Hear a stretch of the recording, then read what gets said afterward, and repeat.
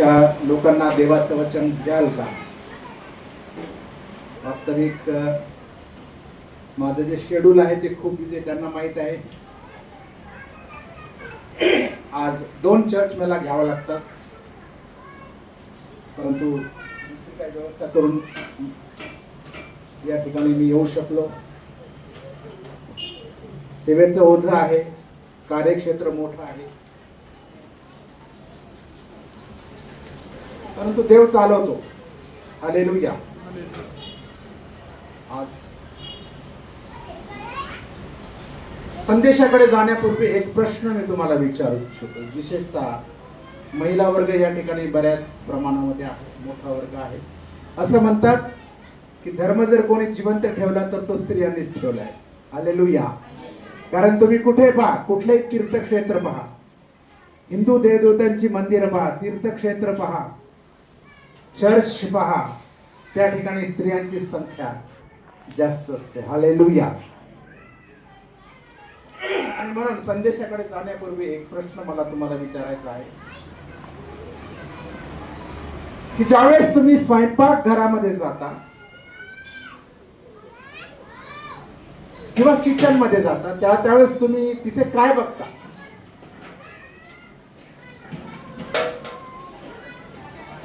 आहे की नाही? तुम्ही स्वयंपाक करता की नाही? का हॉटेलचं मागून खाता रोजचे 3 वेळचे डब्बे? नाही ना. ज्यावेळेस तुम्ही स्वयंपाक घरामध्ये जाता त्यावेळेस तुम्हाला तिथं काय काय नजरेस येतं?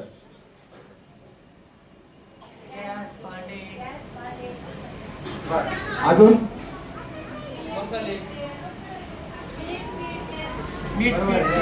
बरोबर उत्तर दिलं, मीठ. हालेलुया. मीठ हा असा एक पदार्थ आहे की तो आमच्या जीवनाचं अविभाज्य घटक आहे, अविभाज्य अंग आहे. मिठाला आमच्या जीवनातून जर आम्ही मायनस केलं, वजा केलं, तर आमचं संबंध जीवन हे अर्थहीन होऊन जाईल, चवहीन होऊन जाईल. आणि म्हणून पवित्र शास्त्रामध्ये मिठाला प्रभू येशू ख्रिस्ताने अतिशय महत्व दिलेलं आहे. मत्तयाचं शुभवर्तमान याचा 5वा अध्याय 13व्या वचनामध्ये तो म्हणतो की तुम्ही पृथ्वीचे मीठ आहात. जर मिठाचा खारटपणाच गेला तर त्याला खारटपणा कशाने आणता येईल? ते बाहेर टाकण्यात येऊन माणसांच्या पायाखाली तुडविले जावे, याशिवाय कोणत्याही उपयोगाचे नाही. येशू ख्रिस्त आम्हाला मीठ म्हणतो. काही वर्षापूर्वी मी सेवा क्षेत्रामध्ये एक दिवस 3-4 खेडे केले. पिंपरी, त्यावेळेस पिंपरीला चर्च बांधलेलं नव्हतं, आता मोठं चर्च आहे. जळगावमध्ये चर्च नव्हतं, रामनगरमध्ये चर्च नव्हतं, आता 3 ठिकाणी देवाच्या दयेने चांगली चर्च त्या ठिकाणी आम्ही उभी करू शकलो. त्याचप्रमाणे त्या 3 गावामध्ये मी वचनाची सेवा केली. तिथून नसडगावला गेलो, घोडेगावला गेलो एका दिवसामध्ये. आणि त्यावेळेस जवळपास 15 ते 20 वर्षापूर्वी माझ्याजवळ कसलंही वाहन नव्हतं.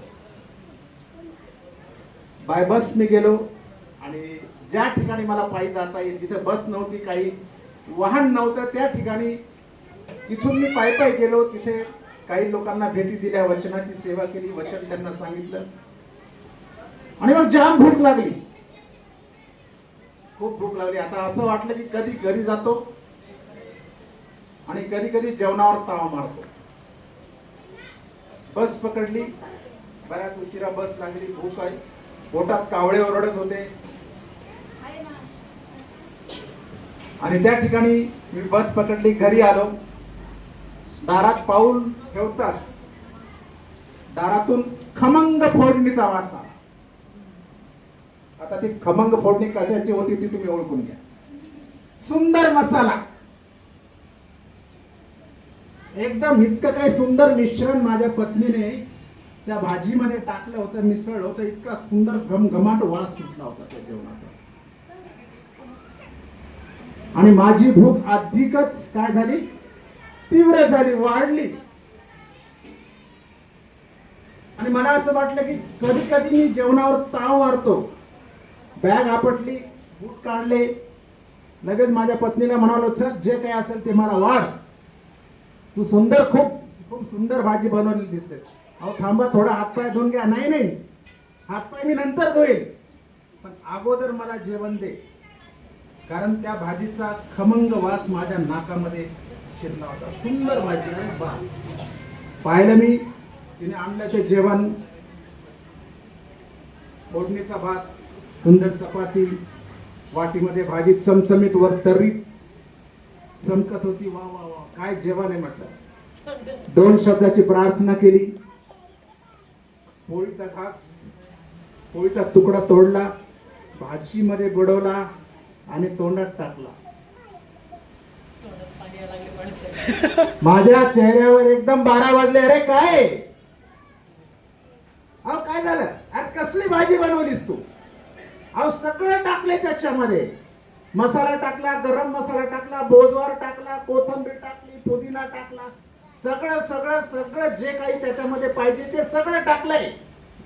अगं बाई, एक वस्तू नाही ना त्याच्यामध्ये, एक पदार्थ नाही ना त्याच्यामध्ये. काय नाही? मीठ नाही. मिठामुळे ही भाजी बेचव झालेली आहे. हालेलुया. प्रभू येशू ख्रिस्त या ठिकाणी म्हणतो की तुम्ही पृथ्वीचे मीठ आहात. जर मिठाचा खारटपणा गेला तर त्याला खारटपणा कशाने आणता येईल? प्रभू येशू ख्रिस्ताने आपल्या शिक्षणामध्ये तुम्ही त्याच्या शिक्षणाचा किंवा त्याच्या जीवन चरित्राचा अभ्यास जर केला तर त्याने मंडळीला किंवा तुम्हाला आणि मला निरनिराळ्या प्रकारच्या उपमा दिलेल्या आहेत. या ठिकाणी तो मीठ म्हटलेला, अजून काय म्हटलाय तो तुम्हाला आणि मला त्याच्या खालीच दिले. काय? प्रकाश. आणखीन आणखीन काय त्याने आम्हाला उपमा दिलेली आहे?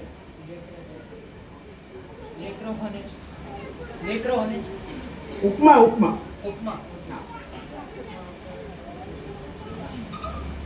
मेंढरो. आणखीन कोण सांगा?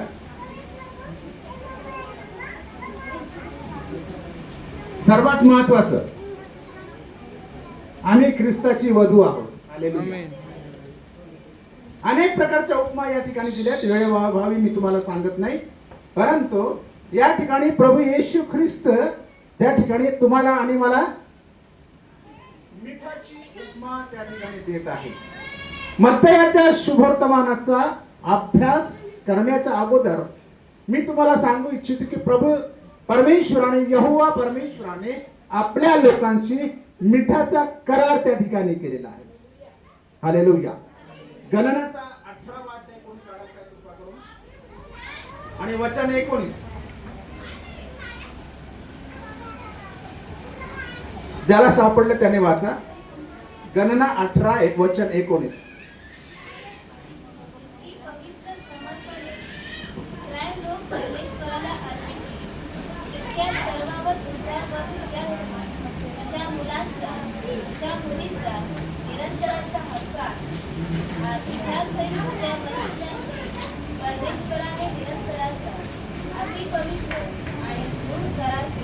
मिठाचा करार केला आहे. बरोबर आहे. हालेलुया. परमेश्वराने आपल्या लोकांशी निरंतरचा मिठाचा करार केलेला आहे. बघा या ठिकाणी आणखीन एक वचन वाचू आपण. तो मिठाचा करार कशामध्ये आहे? लेवियाचा ग्रंथ याचा 2रा अध्याय आणि वचन 13 मध्ये आपण बघूया. वचन 13, लेवीय 2रा अध्याय 13व वचन.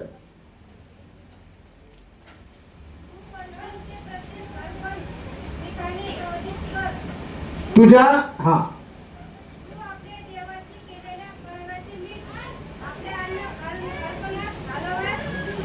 तुझ्या प्रत्येक अर्पणामध्ये मीठ असलं पाहिजे. ही देवाची आज्ञा आहे. हा देवाचा करार आहे आणि तो करार हजारो वर्षापासून तर आतापर्यंत चालत आलेला आहे. आणि म्हणून प्रभू येशू ख्रिस्त या ठिकाणी म्हणतो की तुम्ही पृथ्वीचे मीठ आहात, पण या मिठाचा खारटपणा गेला तर तो खारटपणा त्याला कशाने आणता येईल? प्रभू येशू ख्रिस्ताने देवाच्या राज्याची शिकवण देण्यासाठी अनेक दाखल्यांचा उपयोग केलेला आहे, बोधकथेचा उपयोग केलेला आहे. कारण प्रभू येशू ख्रिस्त ज्यावेळेस या जगामध्ये असताना शिक्षण देत असे, त्याच्या सभोवती नेहमी अशिक्षित लोक असत. शिकलेले तर असत, परंतु अशिक्षित, भोळे किंवा अडाणी, ज्यांना लिहिता वाचता येत नाही, अशा प्रकारच्या लोकांचा जमाव प्रभू येशू ख्रिस्ताच्या सभोवती असायचा. हे आम्ही त्या ठिकाणी लक्षात घेतलं पाहिजे. आणि म्हणून त्यांना देवाच्या राज्याचं रहस्य सांगण्यासाठी, देवाचं राज्य काय आहे, ते कुठे आहे, ते कशा आकाराचं आहे, ते आम्हाला कशा प्रकारे प्राप्त करता येईल, किंवा त्या देवाच्या राज्यामध्ये आम्ही कशा रीतीने प्रवेश करू शकू, हे सांगताना प्रभू येशू ख्रिस्ताने या ठिकाणी दाखल्यांचा उपयोग त्या ठिकाणी केलेला आहे. आणि अशाच प्रकारचा एक उपमात्मक दाखला या ठिकाणी आम्हाला पाहायला मिळतो, की तो आम्हाला म्हणतो की तुम्ही पृथ्वीचे मीठ आहात. या मत्तयाच्या ग्रंथामध्ये मत्तयाने आम्हाला त्या ठिकाणी सांगितलेलं आहे की प्रभू येशू ख्रिस्त हा राजा आहे. संपूर्ण सृष्टी ज्याने निर्माण केली, सगळ्या जगावर त्याचं आधिपत्य आहे. स्वर्ग आणि नरक ही त्याने तयार केलेली आहे. आणि आम्ही ज्या काही अवतीभोवती गोष्टी पाहतो त्या सर्व देवाच्या हुकुमाने किंवा देवाच्या शब्दाने तयार झालेला आहे. आणि म्हणून या ग्रंथामध्ये तो प्रभू येशू ख्रिस्ताला राजा म्हणून संबोधन देत आहे. दुसरी गोष्ट, या ग्रंथामध्ये तो प्रभू येशू ख्रिस्ताला मसीहा म्हणून सांगत आहे की येशू ख्रिस्त हा मसीहा म्हणून आलेला आहे. मसीहा म्हणजे तारणारा किंवा सुटका करणारा. जे लोक वर्षानुवर्ष पापाच्या गुलामगिरीमध्ये होते, बंधनामध्ये होते, सैतानाच्या अधिपत्याखाली आपलं जीवन ज्यांनी घालवलं, अशा लोकांना मुक्त करण्यासाठी प्रभू येशू ख्रिस्त या पृथ्वी तलावर आलेला आहे. हे मत्तयाला या ग्रंथामध्ये सांगायचं आहे. जे शिकलेले लोक आहेत ते लिहून घेऊ शकतात. एक थोडीशी मी बायबल स्टडीचा टच या ठिकाणी देत आहे. पवित्र शास्त्राचा अभ्यास या ठिकाणी या मत्तयाच्या ग्रंथामधून तुम्हाला त्या ठिकाणी देत आहे. नंतर मी संदेशाकडे वळणार आहे. तिसरी गोष्ट, प्रभू येशू ख्रिस्त देवाच्या राज्याबद्दल नेमकं काय शिकवत आहे, किंवा देवाच्या राज्याबद्दल त्याची काय धारणा आहे, त्याचं काय शिक्षण आहे, हे या ग्रंथामध्ये, मत्तयाच्या ग्रंथामध्ये त्या ठिकाणी सांगितलेलं आहे. आणि चौथी गोष्ट आम्ही पाहतो की प्रभू येशू ख्रिस्त पुनरुत्थानाबद्दल देखील त्या ठिकाणी या मत्तयामध्ये त्याने शिक्षण दिलेलं आहे. कारण तो स्वतः पुनरुत्थित असा ख्रिस्त आहे. आणि म्हणून ज्यावेळेस आम्ही प्रभू येशू ख्रिस्ताच्या जीवन चरित्राचा अभ्यास करतो, त्यावेळेस आम्हाला असं दिसून येते की हजारो लोक सतत त्याच्या पाठीमागे असायचे. आज एखादा नेता आला, एखादा MLA आले, MP आले, तुमच्यामध्ये नगरसेवक आले, तर अनेक लोक आपली गाळाने घेऊन त्याच्या सोबती असतात किंवा त्याच्या सोबती गर्दी करतात. तसंच प्रभू येशू ख्रिस्ताचं जीवन त्या ठिकाणी होतं. परंतु त्या गर्दीमध्ये 4 विचारसरणीचे लोक होते. लक्ष देऊन ऐका. प्रभू येशू ख्रिस्ताच्या मागे हजारो लोक असत. त्या हजारो लोकांमध्ये 4 विचारसरणीचे लोक होते, 4 मेंटॅलिटीचे लोक होते. पहिली विचारसरणी की ज्यावेळेस आम्ही प्रभू येशू ख्रिस्ताच्या मागे जातो, त्यावेळेस प्रभू येशू ख्रिस्त आम्हाला आरोग्य देतो. राईट? बरोबर की नाही? प्रभू येशू ख्रिस्ताने अनेक रोगांना बरं केलं. असाध्य रोग त्याने बरे केले. इतकेच केवळ नव्हे तर मेलेले लोक देखील त्याने त्या ठिकाणी उठवलेले आहे. आणि मग ही झाली पहिली विचारसरणी. दुसरी विचारसरणी चे लोक बघा कसे होते. त्यांची अशी धारणा होती की आम्ही ज्यावेळेस येशू ख्रिस्ताच्या मागे दिवसभर चालतो, त्यावेळेस आम्हाला चूल पेटवण्याची गरज नाही. प्रभू येशू ख्रिस्त आमची शारीरिक गरज किंवा ऐहिक गरज भागवतो आणि आम्हाला तो खायला अन्न देतो. हालेलुया.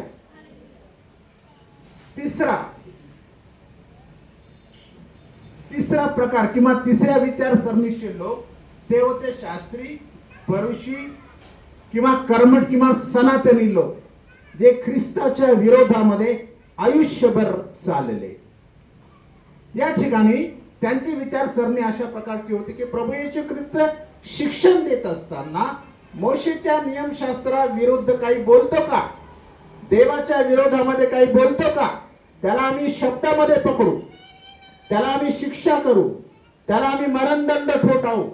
त्याच्या तोंडातून चुकीचा शब्द केव्हा निघतो आणि केव्हा आम्ही त्याला पकडतो, अशा विचारसरणीचे लोक त्या गटामध्ये होते. हालेलुया. चौथी विचारसरणी पहा या ठिकाणी. प्रभू येशू ख्रिस्त हा केवळ आरोग्यच देत नाही, हा केवळ आमचे बंधन तोडत नाही, हा भूत घालवत नाही किंवा आम्हाला खायला भाकरीच देत नाही, तर आम्हाला सार्वकालिक जीवन देखील देतो. हालेलुया. मग या 4 विचारसरणीच्या लोकांपैकी सर्वात चांगला गट कोणता आहे? सार्वकालिक जीवन. योहानाचा ग्रंथ आपण काढूया, याचा 6वा अध्याय आपण काढू आणि 66 पासून पुढची काही वचनं ज्याला सापडले मोठ्या आवाजामध्ये वाचा.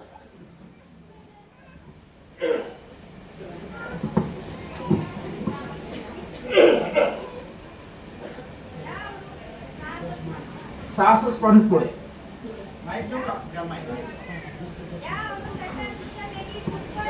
परत गेले.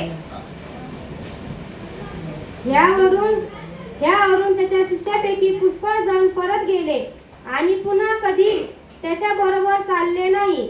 म्हणून येशू 12 शिष्यांना म्हणाला, तुमची ही निघून जाण्याची इच्छा आहे काय? प्रभू येशू ख्रिस्ताने अशा प्रकारचं शिक्षण दिलं.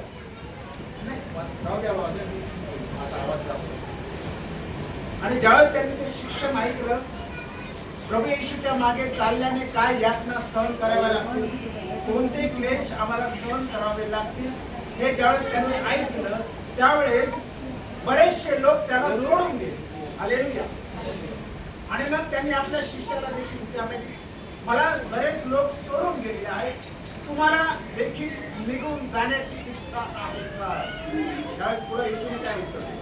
शिमोन पेत्राने त्याला उत्तर दिले, प्रभूजी आम्ही कोणाकडे जाणार? सार्वकालिक जीवनाची वचने आपल्या जवळ आहेत. सार्वकालिक जीवनाची वचने प्रभू तुझ्या जवळच आहे. आम्हाला दुसरं काहीच नको, आम्हाला भाकर नको, आम्हाला कपडा नको, आम्हाला या जगातल्या कुठल्या ऐश्वर्याच्या गोष्टी नको आहे, परंतु तुझ्याकडे जे काही आहे ते आम्ही ओळखलेलं आहे, तुला आम्ही ओळखलेलं आहे, तुला आम्ही जाणलेलं आहे. आणि सार्वकालिक जीवन देणारा तूच देव आहे हे आम्ही ओळखलेलं आहे, म्हणून आम्ही तुला सोडून कुठेही जाऊ शकत नाही. वाचा पुढे. आणि आम्ही विश्वास ठेवला आहे व ओळखले आहे की देवाचा पवित्र तो पुरुष आपणच आहात. देवाचा पवित्र तो पुरुष तो तूच आहेस. आता आम्हाला दुसरीकडे जाण्याची गरज नाही, कुठल्याही तीर्थक्षेत्राकडे आम्हाला जाण्याची गरज नाही, कुठल्याही बुवा बाबाकडे आम्हाला जाण्याची गरज नाही, कुठल्याही अशा प्रकारच्या भोंदू लोकांकडे आम्हाला जाण्याची गरज नाही.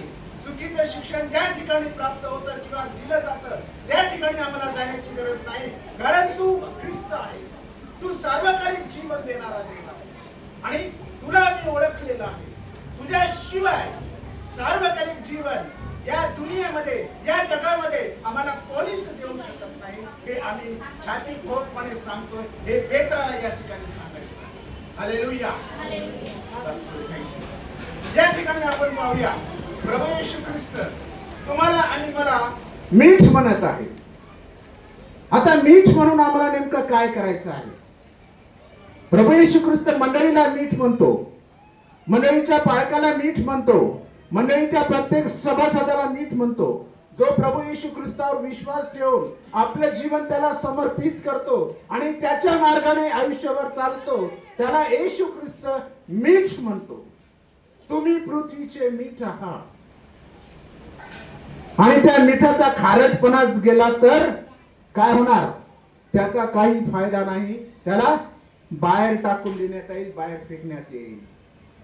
आमच्या जीवनामध्ये, आमच्या खाद्यपदार्थामध्ये जसं मीठ अतिशय आवश्यक अशा प्रकारचा पदार्थ आहे, तसं आमचं जीवन हे मिठासारखं असलं पाहिजे. प्रभू येशू ख्रिस्ताने आम्हाला मीठ म्हणून या ठिकाणी ठेवलेलं आहे. मीठ म्हणून आम्हाला जीवन जगायचं आहे. मीठ म्हणून आम्हाला लोकांच्या उपयोगामध्ये पडायचं आहे. मीठ म्हणून आम्हाला समाजाला मिठासारखी चव द्यायची आहे. त्यांच्या जीवनामध्ये मिठाची रुची आणायची आहे. देवाने आम्हाला या जगामध्ये एक अपघात म्हणून जन्माला घातलं नाही. आम्ही आई बापाच्या पोटी जन्माला आलो, आई बाप एकत्र आले, त्यांच्या शारीरिक मिलन झालं म्हणून आम्ही जन्माला आलो, अशातला मुळीच प्रकार नाही. पृथ्वीच्या स्थापनेच्या अगोदरच तुमची आणि माझी निवड देवपित्याने या पृथ्वी तलावर मीठ म्हणून केलेली आहे. मीठ, तुम्ही पृथ्वीचे मीठ आहात. देव तुम्हाला एक अपॉइंटमेंट लेटर या वचनाच्या द्वारे देत आहे. कुठलाही इंटरव्ह्यू तुम्हाला द्यायची गरज नाही, कुठली मुलाखत द्यायची गरज नाही, कुठल्याही कसोटीला किंवा कुठली परीक्षा देण्याची तुम्हाला गरज नाही. तुम्हाला फक्त एक काम करायचं आहे की आपलं जीवन त्या प्रभू येशू ख्रिस्ताच्या हातामध्ये द्यायचं आहे. दुसरं काहीच करायचं नाही, काहीच करण्याची गरज नाही. कुठला बकरा तुम्हाला बळी द्यायची गरज नाही, उदबत्ती नकोय, नारळ नकोय, कुठल्याही गोष्टी देवाच्या दरबारामध्ये आणण्याची गरज नाही. फक्त तुमचं अंतःकरण प्रभू येशू ख्रिस्ताच्या हातामध्ये तुम्हाला द्यायचं. आणि आज जर तुम्ही हे कराल, आज जर या क्षणी एक मीठ म्हणून प्रभूच्या हातामध्ये आपलं जीवन तुम्ही त्या ठिकाणी द्याल, तर निश्चित प्रभू येशू ख्रिस्त तुमचा त्या ठिकाणी उपयोग करणार आहे. हालेलुया. पहिली गोष्ट या ठिकाणी आपण पाहणार आहोत, जसं मी तुम्हाला सांगितलं की मी थकून आल्यावर माझ्या बायकोने काय प्रताप केला. सगळं काही टाकलं त्याच्यात, मीठच टाकायचं दिसत. मीठ हा चव देणारा पदार्थ आहे. हालेलुया. प्रभू येशू ख्रिस्ताने, देवाने आम्हाला या जगामध्ये यासाठी ठेवलेलं आहे प्रियांनो, की आम्ही मीठ म्हणून जीवन जगावं. आम्हाला दुसऱ्याच्या जीवनामध्ये ती रुची द्यायची आहे. दुसऱ्याचं जे जीवन जे काही निरस झालेलं आहे, भंगलेलं आहे, तुटलेलं आहे, चवहीन झालेलं आहे, अर्थहीन झालेलं आहे, त्यांच्या जीवनामध्ये जाऊन आम्हाला आमचं मीठ त्यांना द्यायचं आहे. कलस्सेकरास पत्र याचा 4था अध्याय काढू आपण आणि 6वं वचन वाचूया. ज्याला सापडलं मोठ्याने वाचा. सर्वदा कृपायुक्त, मिठाने रुचकर केल्यासारखे असावे. सर्वदा कृपायुक्त, मिठाने रुचकर मिठाने रुचकर केल्यासारखे असावे. केल्यासारखे असावे. म्हणजे प्रत्येकाला प्रत्येकाला कसे कसे कसे कसे उत्तर द्यावयाचे उत्तर द्यावयाचे हे तुम्ही समजावे. हे तुम्हाला समजून येईल.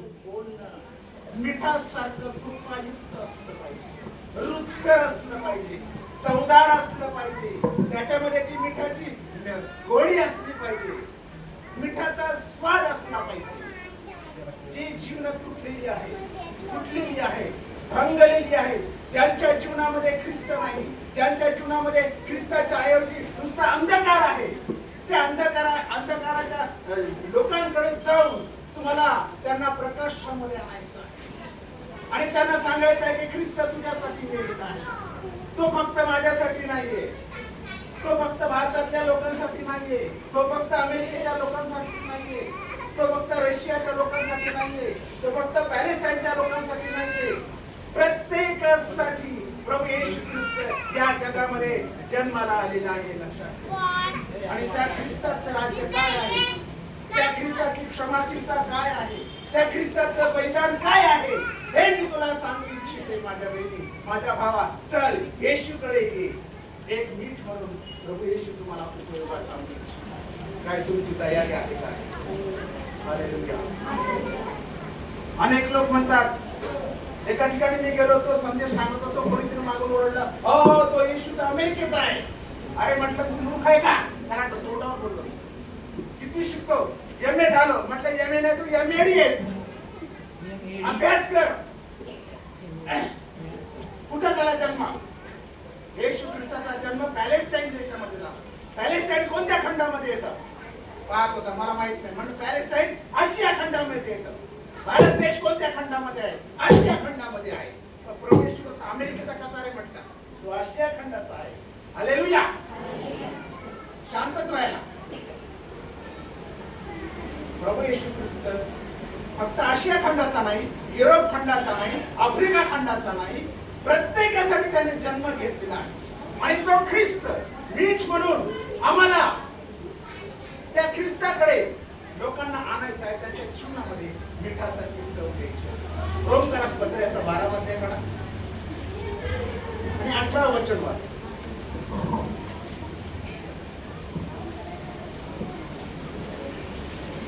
शक्य तर सर्व माणसांबरोबर तुम्हाकडून होईल तितके शांतीने राहा. म्हणजे मीठ म्हणून तुम्हाला राहायचं आहे, शांती धारण करायची आहे. कारण प्रभू येशूने तुम्हाला शांतीचे पुत्र म्हटलेलं आहे, शांतीच्या कन्या म्हटलेलं आहे. आम्ही जगाला शांती देऊ शकतो.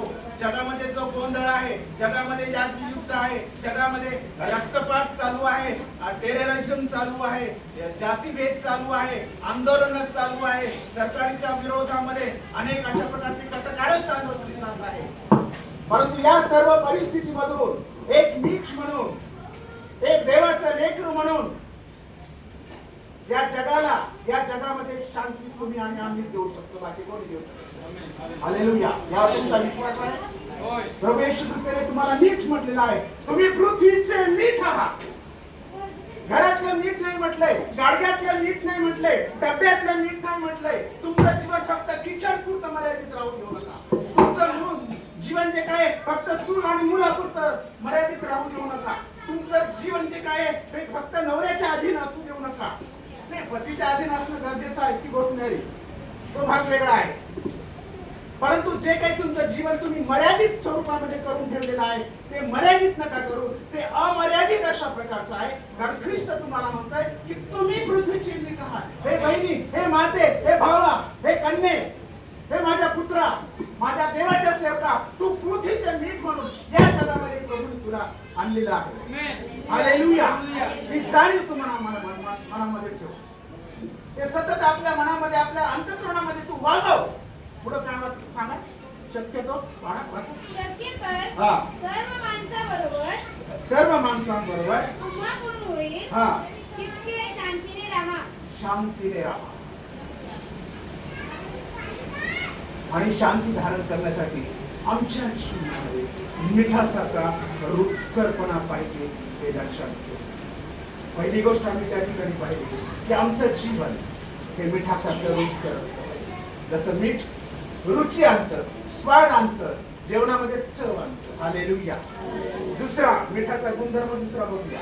मीठ तुम्ही रात्री 12-1 वाजता जरी कुठल्या दुकानात गेला, छोट्याशा टपरीमध्ये जरा गेला, छोटासा दुकान त्या ठिकाणी आहे, एक बाई बसलेली आहे, 4-5 बरण्या घेऊन, 4-5 पुढे घेऊन तिला विचारली, बाई तुमच्या दुकानात मीठ आहे का? हो म्हणणार तुम्हाला. मी रात्री तुमच्याकडे आलो, सिस्टर तुमच्या घरामध्ये मीठ आहे का? मला द्या बरं. तुम्ही होच म्हणणार. मीठ हे 24 तास 24x7 अवेलेबल असणारा पदार्थ आहे. कुठेही ते अवेलेबल आहे. कोणाच्याही घरात, किती गरीब घर असू द्या, तिथे साखर नसेल, पत्ती नसेल किंवा धान्य नसेल, परंतु मीठ मात्र तिथे अवेलेबल आहे. हालेलुया. आमचं जीवन देखील मिठासारखं उपलब्ध असलं पाहिजे. मीठ कुठेही उपलब्ध आहे, केव्हाही उपलब्ध आहे. आमच्या जीवनाला उपलब्धता असली पाहिजे. तो गुणधर्म आमच्या जीवनामध्ये असला पाहिजे. यशायाचा ग्रंथ याचा 6वा अध्याय काढा आणि 8व्या वचनापासून पुढची काही वचन आपण त्या ठिकाणी वाचू.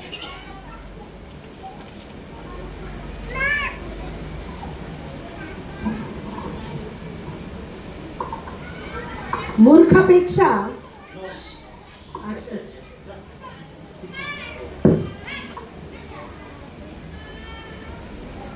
6:8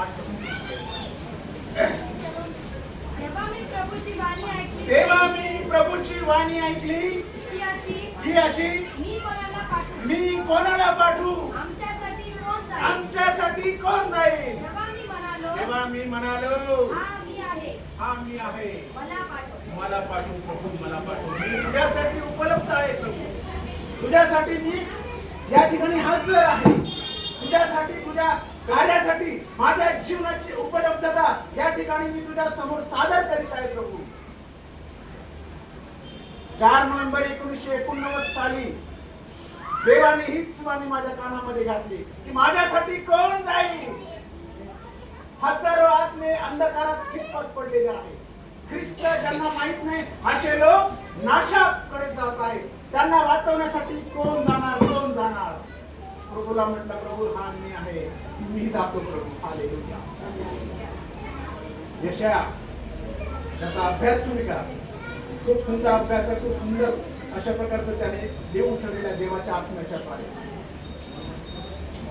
आणि ज्यावेळेस राजाश्रय त्याचा तुटला, उज्जियाला मरण पावला, त्यावेळेस त्याला देवाचे दृष्टांत व्हायला लागले. तोपर्यंत त्याला झाले नव्हते. एखादा देवाचा सेवक मिशनच्या पैशावर जगतो, सपोर्ट घेतो, मिशन करून पैसा येतो, गाडी येते, बंगला येतो, सगळं मिळतो. देवाचे दृष्टांत त्याला होत नाही. परंतु मिशन सपोर्ट ज्यावेळेस तुटतो ना, राजाश्रय ज्यावेळेस बाजूला होतो, सपोर्ट करणारा मनुष्य ज्यावेळेस बाजूला होतो, मग त्याला जाग येते की अरे मी आता माझ्या परमेश्वरावर अवलंबून राहिलं पाहिजे. यशायाचं हेच झालं. राजाश्रय तुटला, उज्जिया राजा मरण पावला, त्यावेळेस त्याला देवाचा दृष्टांत झाला आणि प्रभू त्याला म्हणाला की माझ्यासाठी कोण जाईल, मी कोणाला पाठवू? यशय म्हणाला, प्रभू मी आहे, मला पाठवू. हालेलुया. मीठ, तो मीठ म्हणून आयुष्यभर जगता. आमचं जीवन हे मिठासारखं उपलब्ध पाहिजे.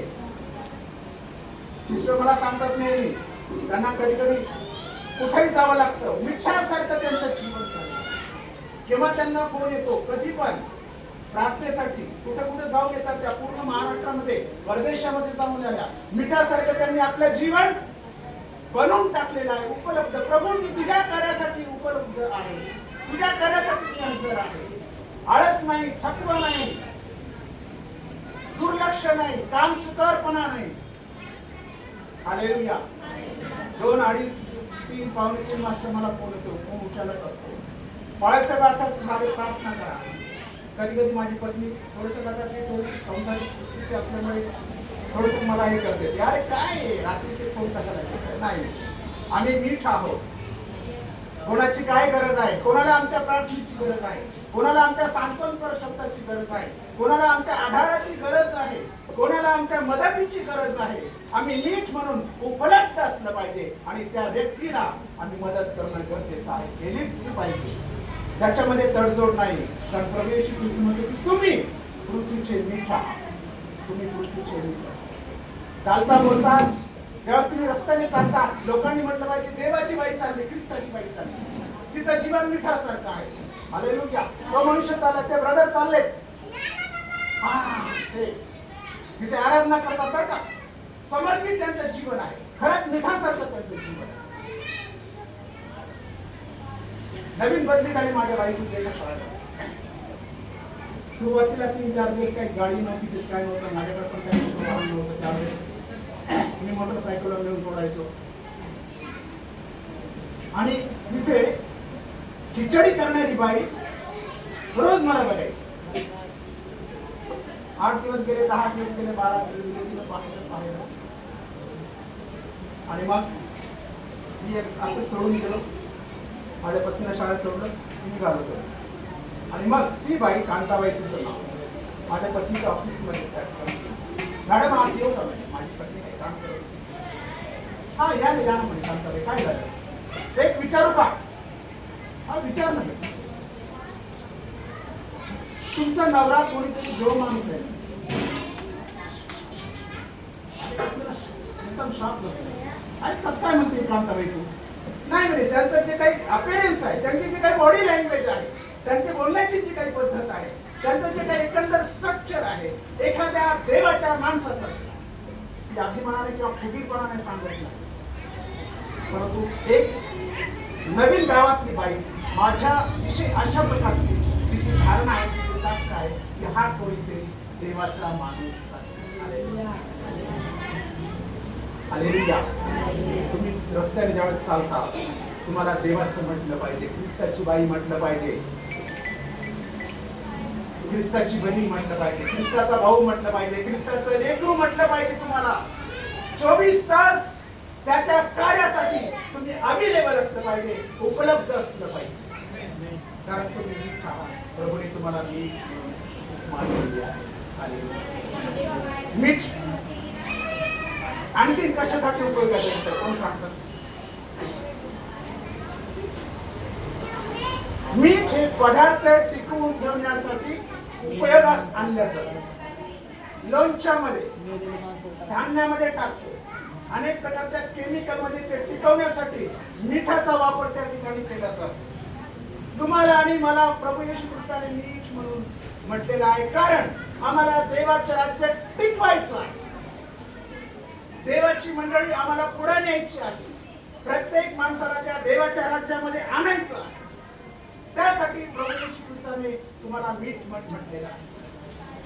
मी मगाशीच म्हटलं की तुम्ही अपघाताने या ठिकाणी आला नाही, तुम्हाला कोणीतरी बोलावलं म्हणून या ठिकाणी आला नाही, तुम्ही स्वतःच्या पायाने देखील या ठिकाणी आला नाही, तुम्ही स्वतःच्या बुद्धीने किंवा कल्पनेने या ठिकाणी आलेला नाही.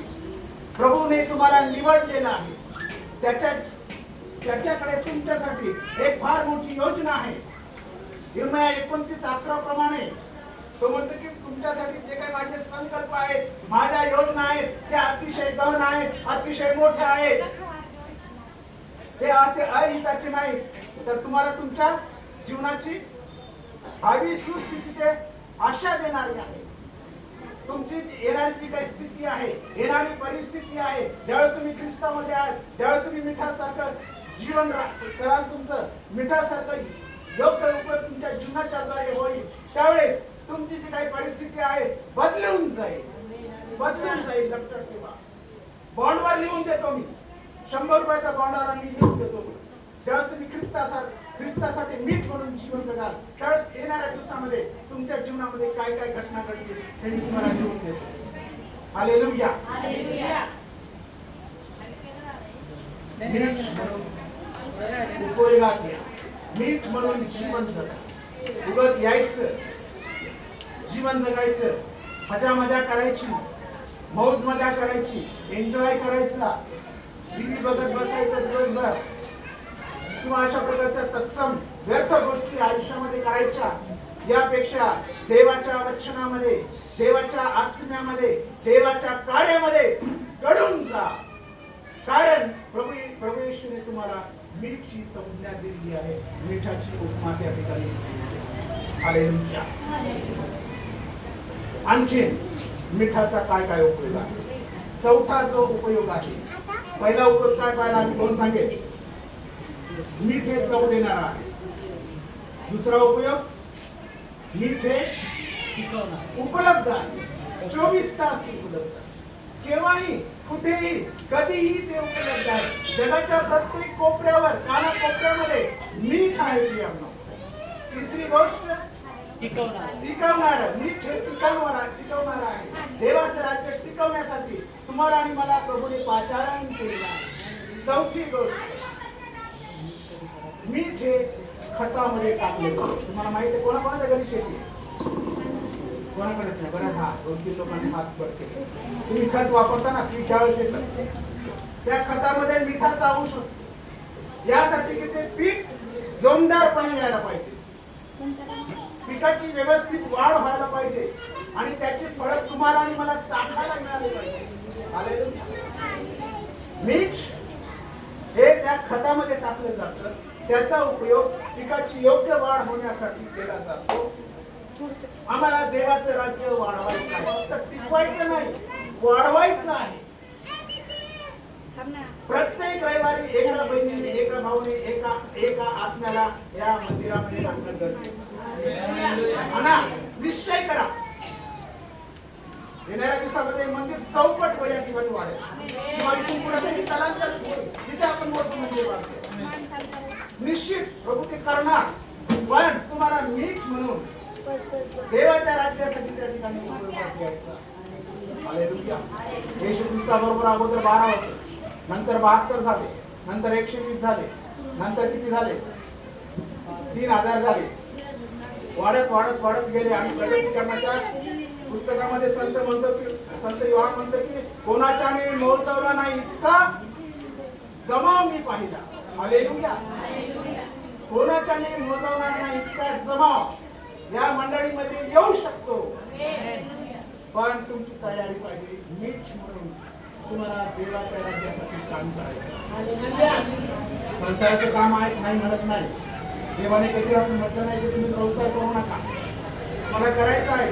तुम्हाला तुमच्या लेकरांची काय करायची आहे, पतीची काळजी घ्यायची आहे, सासू सासऱ्याची काळजी घ्यायची आहे, येणाऱ्या नातेवाईकांचं अवमतच तुम्हाला करायचं आहे. या सगळ्या गोष्टी तुम्हाला करायच्या आहेत. परंतु वेळात वेळ काढून तुम्हाला मीच म्हणून या जगामध्ये देवाच्या राज्याच्या वाढीसाठी उपयोगात या ठिकाणी यायचं.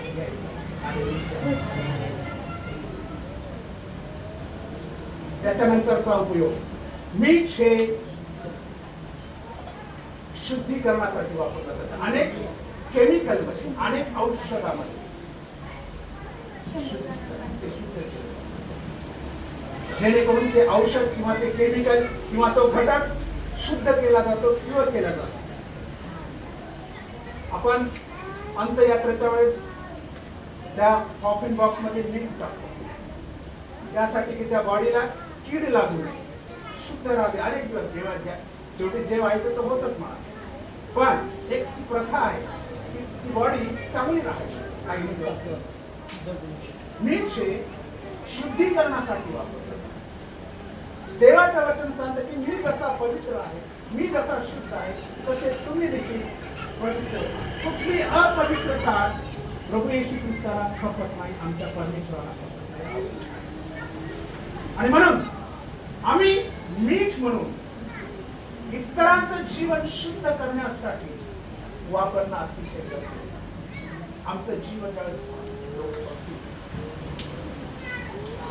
त्यावेळेस लोकांनी म्हटलं पाहिजे की खरंच तुम्हाला काहीच व्यसन नाही, तुम्हाला कसलीच आदत नाही, तुम्हाला कसलीच सवय नाही. खरंच मी तुम्हाला मानतो, मला तसंच व्हावंच वाटतं. मग त्याला तुम्ही देवाच्या वचनाच्या द्वारे बोध करा, त्याला आपल्या सहवासामध्ये घ्या, त्याला काउन्सिलिंग करा, त्याच्यासाठी प्रार्थना करा, त्याच्यासाठी उपवास करा, त्याला वचन ऐकण्यासाठी ते घेऊन या. हळूहळू त्या माणसाचं जीवन बदलेल आणि तुमच्या जीवनातील जी काही चुकत आहे त्याच्या जीवनामध्ये उतरल्याशिवाय राहणार नाही. आताच एक व्हिडिओ बघत होतो मी माझ्या वाचतो. एक नामांकित पाळक आहे, जालना जिल्ह्यामध्ये कुठेतरी काम करतात, नाव दिलं नाही. मला नाव ठेवायला किंवा कोणावर दोष आरोप करायला आवडत, पण त्यांच्याबद्दल असं म्हणलं, मला समजलं की ते रोज रात्री दारू पितात. त्यांचा व्हिडिओ आला. काय सांगावं, देवाचे लोक, स्वतःला अभिषिक्त दास म्हणवणारे लोक अशा प्रकारे जर करत असतील ते कठीण. आमचं जीवन तसं नाही. तुम्हाला देवाने शुद्धतेसाठी पाचारण केलं, तुम्हाला देवाने पवित्र व्हावं म्हणून पाचारण केलं, तुम्हाला देवाने त्याच्या आत्म्यामध्ये चालण्यासाठी पाचारण केलं, त्याच्या स्वर्गीय राज्यासाठी अनंत काळ जीवन जगण्यासाठी तुम्हाला पाचारण केलं. मिठासारखं व्हा, मिठासारखं शुद्ध व्हा, मिठासारखं पवित्र व्हा. ही शुद्धता इतरांच्या जीवनामध्ये आणण्यासाठी परमेश्वराने तुम्हाला त्या ठिकाणी मीठ हे चव देणार, मीठ हे उपलब्ध असणार, मीठ हे काय टिकवण्यासाठी, मीठ हे वाढीसाठी, मीठ हे शुद्धतेसाठी, आणि मीठ सर्वात महत्वाचं, मीठ हे केरोसिन वगळता म्हणजे घासलेले वगळता सर्व पदार्थामध्ये सहज त्याला मिक्स होतं, मिसळलं जातं. तुम्हाला देखील मिठासारखं या संपूर्ण कम्युनिटीमध्ये, समाजामध्ये मिसळून जायचं आहे आणि त्यांच्यामध्ये मिठासारखं काम करायचं. त्यांच्या जीवनाला मिठाची रुची आणायची, त्यांच्या जीवनातला जो अंधार आहे तो दूर करायचा, त्यांच्या जीवनातली अपवित्रता दूर करायची आहे, त्यांच्या जीवनातलं दुःख प्रार्थनेच्या द्वारे तुम्हाला दूर करायचं, त्यांना सांत्वनपर शब्द बोलायचा, त्यांना वचनाच्या द्वारे तुम्हाला मार्गदर्शन करायचं. मीठ हे मिक्स होणारा पदार्थ, तुम्हाला मिक्स व्हायचं नाही. नाही मी तिथे जाणार नाही, मी इकडे जाणार नाही, मी त्या लोकांमध्ये जाणार नाही, त्या झोपडपट्टीत जाणार नाही, त्या नाल्यावरच्या लोकांमध्ये मी जाणार नाही. तिथे खूप गद्दळ लोक आहेत, गंदे लोक आहेत, दारुडे लोक आहेत, ते लोक अस्वच्छ आहेत, ते लोक अतिशय अनहायजेनिक किंवा अस्वच्छ अशा प्रकारचे लोक आहेत, मी तिथे जाऊन तिथे सेवा करणार नाही, असं नाही. ज्यावेळेस मी सेवेची सुरुवात केली, अशा लोकांमध्ये मी गेलो ज्यांच्याकडे धड कपडेही नव्हते घालायला, अशा लोकांमध्ये जाऊन आम्ही सेवा केली. अन्न नव्हतं, नाचणीच्या भाकरी त्यांनी आम्हाला खायला दिल्या, त्या नाचणीच्या भाकरी खाऊन आम्ही रात्री एका तटावर आमचं रात्र काढलेली आहे आणि त्यांच्यामध्ये राहून त्यांना देवाची सुवार्ता आम्ही सांगितलेली आहे. आज ते लोक बदललेले आहेत. हालेलुया. अनेक ठिकाणी खूप अशा प्रकारचा प्रसंग, वाळले तुकडे 4-4 दिवसाचे ज्वारीचे तुकडे खाल्लेले आहेत. असं नाही की नाही आता मी देवाचा सेवक आहे, मला पाचारण झालेलं आहे, मी ते कसं खाणार नाही. त्यांच्यामध्ये जाऊन तुम्हाला वचनाची पेरणी करायची, त्यांच्यामध्ये जाऊन तुम्हाला ख्रिस्ताच्या राज्याची पेरणी करायची. ख्रिस्ताचं राज्य काय आहे हे त्याला सांगायचं आहे, त्याच्या जीवनाला एक नवा अर्थ प्राप्त करून घ्यायचा आहे, म्हणजे त्याच्या जीवनामध्ये मीठ म्हणून तुम्हाला त्या ठिकाणी उपयोगात द्यायचं आहे. तरच परमेश्वर तुम्हाला त्या ठिकाणी उपयोगात मीठ, तुम्ही पृथ्वीचे मीठ. तर त्या मिठाचा खारटपणा गेला तर तुमच्या जीवनातला खारटपणा जर नष्ट झाला ना, देव तुम्हाला फेकून देणार आहे. जा, मी तुला खूप सुधारण्याचा प्रयत्न केला, तुझ्या जीवनामध्ये मीठ देण्याचा प्रयत्न केला, तुझ्या जीवनामध्ये तुझ्या आत्म्याला, तुझ्या मानसिकतेला, तुझ्या आत्मिक जीवनाला मी खारटपणा आणण्याचा मी प्रयत्न केला, परंतु तू सुधारला नाहीस, तू सुधारले नाही.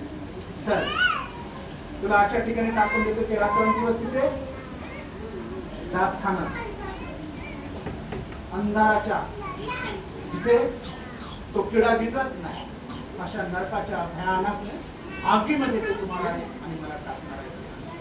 आणि म्हणून हा विचार, प्रभू येशू, जे वचन आज तुम्हाला दिलं, जो संदेश तुझ्या सेवकाच्या तुम्हाला दिला की मी तुझी मीठ, पण आज मी अनेक वेळा मीठ बनू शकले नाही. मिठासारखा माझा उपयोग मी तुझ्या राज्याच्या वाढीसाठी केला नाही, लोकांसाठी केला, देवाच्या राज्याच्या वाढीसाठी मी केला. देवाचं राज्य वाढावं यासाठी मी काहीच प्रयत्न केले. ज्या सिस्टर आम्हाला आत्मिक भोजन देतात त्यांच्या सेवेमध्ये मी काहीच मदत केली नाही, त्यांना मी काहीच सहकार्य केलं. मी नुसते गेले जायचं आणि बसायचं, वचन ऐकायचं आणि घरी यायचं, एवढंच काम माझं मिळालं. परंतु प्रभू, आज तुझ्या वचनाच्या माझे डोळे उघडलेले आहेत, ते तुम्ही कबूल कराल काय? होय प्रभू, आजपासून मी मीठ बनलो पाहिजे. आमेन. मिठासारखं माझं जीवन बनवले. आमेन. माझ्या जीवनात ज्या काही कमजोरी असतील, ज्या उणीवता असतील, कदाचित मला लिहिता येत नाही, कदाचित मला वाचता येत नाही, कदाचित मला धैर्य नाही प्रभू तितकं की जाऊन लोकांमध्ये तुझं वचन सांगण्यासाठी, तो धैर्याचा आत्मा तुम्हाला देवाच्या वचनात सांगते की देवाने आम्हाला भित्रेपणाचा आत्मा दिला नाही,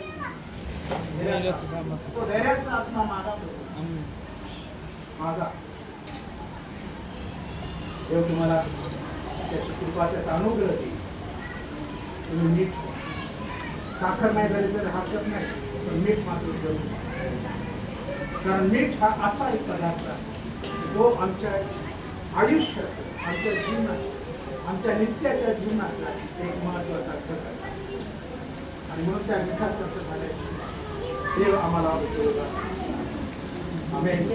देव करो मिठासारखं तुमचं जीवन हो, मिठासारखा तो तुमचा उपयोग करो, मिठासारखं तुमचं जीवन उपलब्ध हो, आणि मिठासारखं देवाच्या राज्याची वाढ होण्यासाठी तो तुमचा उपयोग करो. पुन्हा एकदा तुम्हाला सर्वांचे आभार, देवाचे आभार मानतो. आणि श्री सुरंजना यांनी या ठिकाणी मला बोलवलं, त्याबद्दल त्यांचे मनापासून आभार मानतो. या वचनाच्याद्वारे तुम्हाला आनंद. आमेन.